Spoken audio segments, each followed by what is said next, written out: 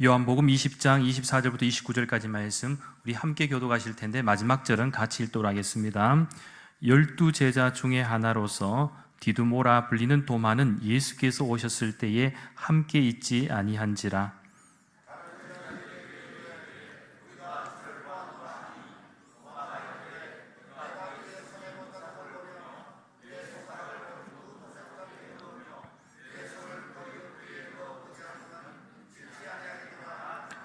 여드레를 지나서 제자들이 다시 집 안에 있을 때에 도마도 함께 있고 문들이 닫혔는데 예수께서 오사 가운데 서서 이르시되 너희에게 평강이 있을지어다 하시고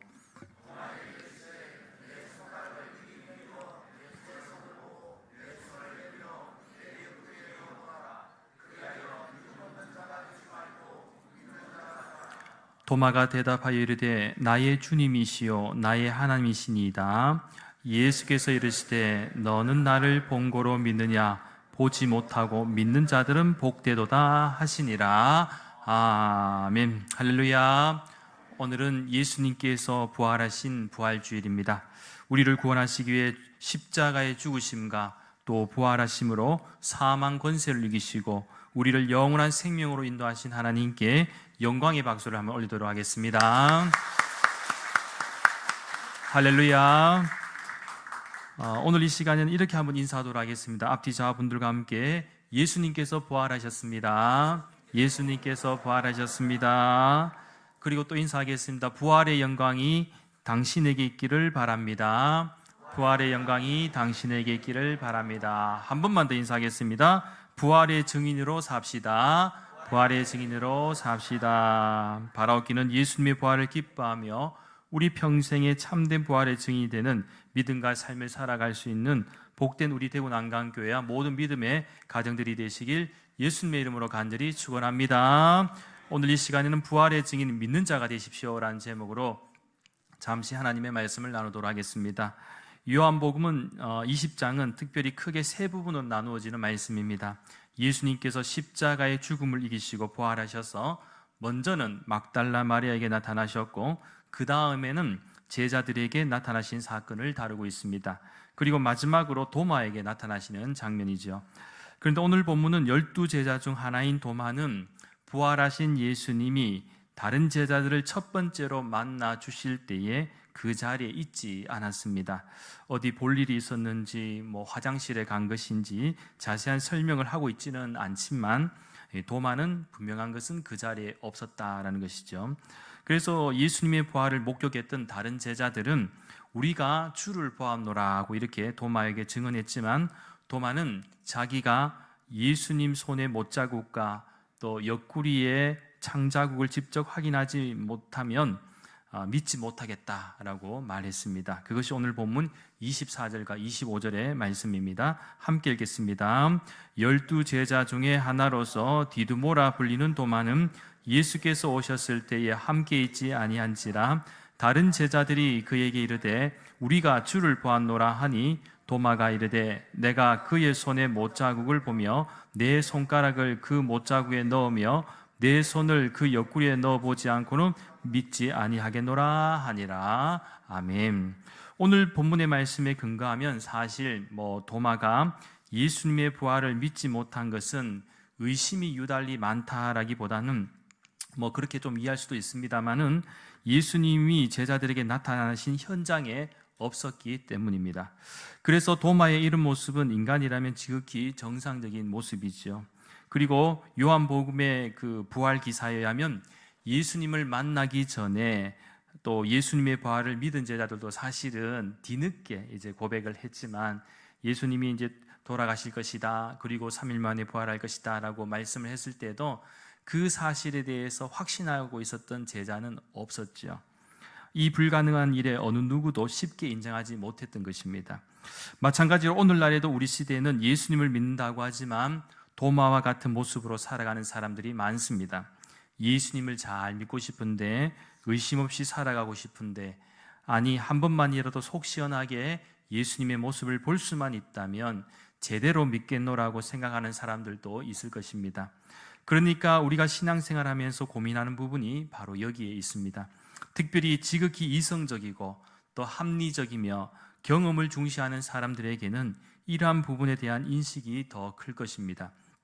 아무튼 이런 상황 속에서 예수님께서는 여드레를 지나서 다시금 제자들과 도마에게 찾아오십니다. 그리고 첫 번째 방문 때와 같이 예수님께서는 너희에게 평강이 있을지어다 라고 말씀하시죠. 26절 말씀입니다. 26절 말씀도 역시 함께 읽겠습니다. 여드레를 지나서 제자들이 다시 집안에 있을 때에 도마도 함께 있고 문들이 닫혔는데 예수께서 오사 가운데 서서 이르시되 너희에게 평강이 있을지어다 하시고 아멘. 여기서 유대인들은 첫날을 포함해서 날짜를 계산하기 때문에 여드레를 지나서라는 표현은 일주일 후를 의미합니다. 예수님이 주일에 첫 번째로 제자들에게 나타나셨기 때문에 이 구절에 언급된 날은 그 다음 주일이라는 것이죠. 그래서 여기서 한 가지 생각해 볼 상황은 첫 번째와 두 번째 상황의 비교입니다. 그래서 읽지는 않았지만 19절 말씀에 주목하시면 첫 번째 예수님이 나타나실 때에는 그 제자들의 심리적 상황이 잘 나타나 있습니다. 설명하고 있는데 뭐라고 설명하고 있는가? 이날 곧 안식 후 첫날 저녁 때에 제자들이 누구를 두려워했느냐면 유대인들을 두려워하여 모인 곳에 문들을 닫았더니 예수께서 오사 가운데 서서 이르시되 너희에게 평강이 있을지어다. 그러니까 안식 후 첫날 저녁 때에 제자들은 유대인들을 두려워하여 모였고 문들을 닫았습니다. 여기서 안식 후 첫날은 주일을 가리킵니다. 그날은 예수님이 부활하신 날입니다. 11 제자는 주일 저녁에 은밀히 모여서 문을 닫고 있었습니다. 왜 그랬을까요? 유대인들, 특별히 종교 지도자들의 눈길이 무서워서 제자들이 숨어 있었던 것이었습니다. 사실 여기서 제자들이 경험하는 죽음의 두려움, 이미 스승 되시는 예수님께서 십자가에서 죽음을 당하신 그 장면들, 그리고 고통받으시는 그 모습을 보면서 사실 제자들도 얼마나 두려움에 떨었겠습니까? 사실 인간이라면 어느 누구도 자신의 목숨을 쉽게 잃는 것을 원치 않습니다. 때가 되어서 자연스럽게 나이가 되어서 좀 이렇게 죽는 죽음이 아니고 갑작스럽게 사고나 아니면 또 어떤 사건을 통해서 고통받고 그렇게 희생당하는 걸 어느 누가 좋아하겠습니까? 오히려 편안하게 살다가 때가 되어서 다 부르심을 받으면 너무너무 좋겠죠. 그런 사람은 별로 없습니다. 그런데 그만큼 하나뿐인 자신의 목숨을 희생한다는 것이 어려운 일입니다. 그런데 이러한 일을 행하신 분이 누구시냐? 바로 예수님이십니다. 예수님은 그 죽음의 두려움을 뛰어넘어 인류를 위해서 기꺼이 자신의 목숨을 드렸고 다시 부활하셨습니다. 그래서 어느 누구도 죽음 앞에서 참된 위로가 될 수 없었지만 부활하신 주님으로 인하여 이 죽음의 권세 앞에서 위로가 될 수 있습니다. 그래서 예수님이 부활하신 후에 하신 일이 뭐냐? 먼저 제자들을 찾아가는 것이었습니다. 그리고 19절과 21절 말씀, 그리고 오늘 본문 26절 말씀에서 예수님께서는 너희에게 평강이 있을지어다 라고 3번에 걸쳐서 반복적으로 말씀하셨습니다. 어떻게 보면 이렇게 말씀하신 것은 두려움에 빠진 그 당시의 제자들에게는 너무나도 큰 위로의 말씀이었다는 것이죠. 그런 의미에서 평강을 누릴 수 있는 삶이 얼마나 귀합니까? 주님의 부활을 믿지 못했던 제자들이었지만 20절 말씀에서 먼저 손과 옆구리를 보는 순간 기뻐하였습니다. 그러자 예수님께서 다시 한번 21절 말씀에서 뭐라고 말합니까? 너희에게 평강이 있을지어다 라고 말씀을 하시죠. 예수님께서는 상처와 좌절로 얼룩진 제자들에게 무엇보다도 심신의 회복과 영적인 회복이 필요했는데 예수님께서는 이러한 사실을 잘 알고 계셨기 때문에 먼저 위로의 손길을 내밀어 주신 것입니다. 그렇다면 여기서 우리가 좀 더 생각해 볼 내용이 있다면 단지 예수님께서 위로와 회복을 위해서만 제자들을 찾아오신 것일까요?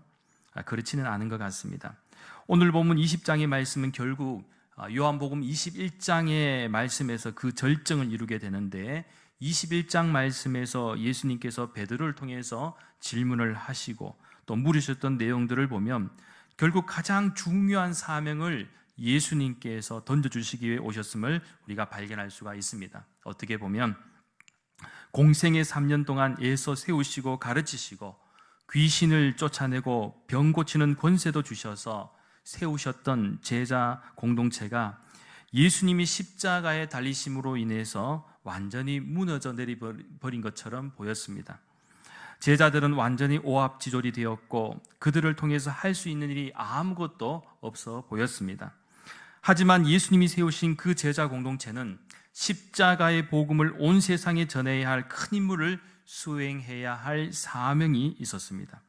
그래서 어쩌면 예수님이 부활하신 후에 가장 먼저 하실 일이 있으셨다면 상처와 좌절에 빠진 제자들에게 위로와 회복의 말씀도 중요했지만 무너져버린 제자 공동체의 조직을 다시 강화하는 일도 중요했다라는 것입니다. 하지만 예수님의 주된 관심은요, 조직이 아닙니다. 예수님의 관심은 사람에게 있다는 것이죠. 그런 의미에서 사람이 변하면 조직은 변합니다. 사람이 바로 되면 조직이 바로 됩니다. 예를 들어 정권의 한 나라의 대통령이든 위정자든 간에 왕이든 이 바뀔 때에 한두 사람 물갈이 한다고 이 문제가 해결되는 것이 아니고 근본적으로 누가 변해야 되느냐? 사람이 변해야 됩니다. 이 세상이 우리가 살아가는 것도 결국 어떤 사람이 어떤 일을 해내느냐에 따라서 그죠? 긍정적으로 만들어가느냐 부정적으로 만들어가느냐에서 이것이 달라지는 것이죠. 그래서 예수님의 관심은 조직의 부활이라기보다는 사람을 새롭게 세우셔갖고 또 하나님의 일을 잘 감당하게 하기를 원하셨다는 것입니다. 그렇게 오늘 본문에서 예수님은 제자들뿐만 아니라 도마에게도 찾아오셔서 그를 새롭게 주시려고 하십니다. 마지막으로 27절부터 29절까지 말씀에 주목할 텐데요, 이 부분은 너무나도 중요한 말씀이기에 다시 한번 우리 함께 합독하도록 하시겠습니다. 도마에게 이르시되 내 손가락을 이리 내밀어 내 손을 보고 내 손을 내밀어 내 옆구리에 넣어보라. 그리하여 믿음 없는 자가 되지 말고 믿는 자가 되라. 도마가 대답하여 이르되 나의 주님이시여 나의 하나님이시니이다. 예수께서 이르시되 너는 나를 본고로 믿느냐? 보지 못하고 믿는 자들은 복되도다 하시니라. 아멘. 주님을 위한 진정한 사명자로 거듭나려면 믿음이 새롭게 정리되어야 했습니다. 의심 많은 믿음, 연약한 믿음, 행함이 없는 믿음 등은 결국 우리가 얼마만큼 예수님에 대한 믿음의 확신이 있느냐에 따라 달라집니다. 그래서 예수님은 도마에게 친히 자신의 모습을 드러내시죠. 그리고 말씀하십니다. 믿음 없는 자가 되지 말고 뭐라고요? 믿는 자, 믿음 있는 자가 되라는 것입니다. 그 순간 도마는 의심에서 확신으로 바뀝니다. 그리고 그 입에서 나오는 고백은 바로 나의 주님이시여 나의 하나님이십니다 라는 신앙 고백이었습니다. 그러자 예수님이 이렇게 말씀하십니다. 너는 나를 본고로 믿느냐? 보지 못하고 믿는 자들은 복되도다. 예수님의 이 말씀은 도마에게 큰 확신을 던져 주었습니다. 아울러 향후 복음을 받는 모든 사람들에게도 예수님은 이러한 사실을 염두에 두고 하신 말씀입니다. 그것은 꼭 보여지는 것이 전부가 아니다. 이성으로 깨닫고 경험으로 이해하는 것도 중요하지만 진정한 신앙의 모습은 보지 않고 믿는 것, 그것이 더 중요하다라는 사실입니다. 왜냐하면 우리가 살아가면서 여러분 한번 생각해 보십시오. 우리가 다 보아야만이 믿습니까? 보지 않고도 믿을 수 있는 것들이 있죠. 사실 스위스 알프스 산맥으로 놀러 가서 구경 다 하면은 너무나도 좋겠습니다. 그런데 우리가 다 안 가도 우리가 알프스 산이 있다는 것을 아는 것만으로도 우리가 그것이 모른다고 할 수는 없는 거잖아요. 그죠? 그러니까 살아가다 보면 우리나라도 대한민국에서 살지만 여러분 여행 좋아하시는 분들 전 세계 여행해봤자 과연 평생에 몇 나라 가겠습니까? 그러니까 간 나라보다 못 간 나라가 더 많을 거고요. 우리나라도 이 좁은 땅덩어리지만 여행한다지만 사실 평생에 여행 다녀도 못 간 데가 더 많을 겁니다. 그래도 우리가 다 알아야 되는 건 아니거든요. 다 몰라도 되고 알아도 되는 부분도 있지만 사실은 우리가 다 이해해야만 우리가 그것이 분명하다고 확신할 수 있는 건 없다는 것입니다. 우리가 다 보아야만 이해할 수 있는 것도 한정되어 있다. 우주의 끝도 알 수 없는 존재이지 않습니까? 우리가 우주의 끝도 다 알 수도 없고요. 참진리 되신 예수님, 창조주 하나님의 능력을 그냥 보이는 그 현실에서만 제한한다는 것이 얼마나 어리석은 것일까요? 그래서 오늘 도마의 사건을 통해서 우리 믿음의 교우들은 이 세 가지 사실을 꼭 기억하셨으면 좋겠습니다. 첫째는 우리의 신앙을 좀 단순화시키십시오. 우리의 신앙은 단순화할 필요가 있습니다. 우리의 생각이 복잡하고 신앙이 복잡할수록 우리의 마음은 더 혼란하고 믿음의 의심이 더 커집니다. 그러다 보니 해석이 해석을 낳고 나중에는 스스로의 한계에 갇혀버리게 됩니다. 둘째는 제대로 믿는 자가 되십시오. 신앙생활에 있어서 믿음이 약한 것과 믿지 않는 것에는 큰 차이가 있습니다. 약한 것은 괜찮습니다. 그럴 수 있습니다. 흔들리는 것도 괜찮습니다. 그럴 수 있습니다. 우리의 연약함으로 인해 하나님의 긍휼과 사랑을 받으면서 회복할 가능성이 있습니다. 그러나 믿지 않는 것은 하나님을 떠나 나 중심의 교만한 삶, 하나님 없이도 살 수 있다는 삶으로 이어지기에 죄를 지으며 살아갈 확률이 높습니다. 따라서 믿으려면 제대로 믿어야 할 줄 믿습니다. 마지막 셋째는 우리의 신앙 고백을 분명히 해야 합니다. 이런 이야기가 있습니다. 11세기 영국에는 왕관을 쓰지 않는 괴짜 왕이 있었습니다. 이름은 카누트라고 하는데 이 왕은 신하들이 자기를 지나치게 찬양하고 신격화하는 것을 싫어했습니다. 이유가 뭐냐라고 할 때 이 왕은 예수님을 정말 신실하게 믿는 그런 왕이었기 때문에 그렇습니다. 그래서 하나님만이 높임을 받기를 원하고 백성들이 이 하나님을 잘 믿기를 바라는 참 신실한 왕이었다는 것이죠. 그래서 이 어느 날 신하들에게 이 왕이 뭔가를 하게 되는데 뭐냐면은 이 왕자와 함께 이 왕관도 가지고 가서 옮기게 하는 것이죠. 그리고 바닷가에 이렇게 앉게 하고 난 후에 밀불이 돌아오는 것입니다. 왕이 이제 민물을 왕자에 앉아서 부딪히게 될 텐데, 자 그때에 왕이 무엇을 했느냐? 가수 이지은 씨가 부른 바람아 멈추어다오가 아니고 바다여 멈추어다오, 파도여 멈추어다오 라고 외쳤다는 것이죠. 여러분 어떻게 됐을까요? 거대한 파도가 그냥 왕을 덮쳐버렸습니다. 멈추어달라 해서 멈춰지는 게 아니시죠. 그래서 왕자도 뒤집어지고 왕도 뒤집어지고 왕관도 떨어뜨리고, 자, 그 모습을 보면서 이 카누트 왕이 신하들에게 뭐라고 말했느냐? 보았느냐? 나는 아무것도 아니다. 권능은 오직 하나님께 있으므로 너희가 의지할 분은 오직 하나님이시다. 그는 그날 이후로 그 왕관을, 자신의 왕관을 어디에 걸었느냐? 십자가에 달리신 예수님의 상에 걸어놓았다고 합니다. 그렇습니다. 오늘날 우리 시대의 교회는 이러한 분명한 신앙 고백을 가진 한 사람이 필요합니다. 카누트 왕처럼 교회는 우리가 왕관을 쓰는 곳이 아니고, 우리가 스스로 왕관을 쓰는 것이 아니고 우리의 왕관을 벗어서 주님께 드리는 곳입니다. 믿으십니까? 주님께 드리는 곳이다. 예배는 면류관을 벗어서 주님께 드리며 그분이 우리의 왕이시고 구원자이심을 새롭게 확인하는 자리이다. 그리고 나아가 주님이 우리의 진정한 왕이시라는 고백이 삶으로 나타나야 할 줄 믿습니다. 예배는 여기서 시작됩니다. 신앙도 여기서 시작됩니다. 도마처럼 나의 주님이시여 나의 하나님이십니다 라는 이 고백은 우리의 믿음을 더욱 굳세게 인도해 줄 줄 믿습니다.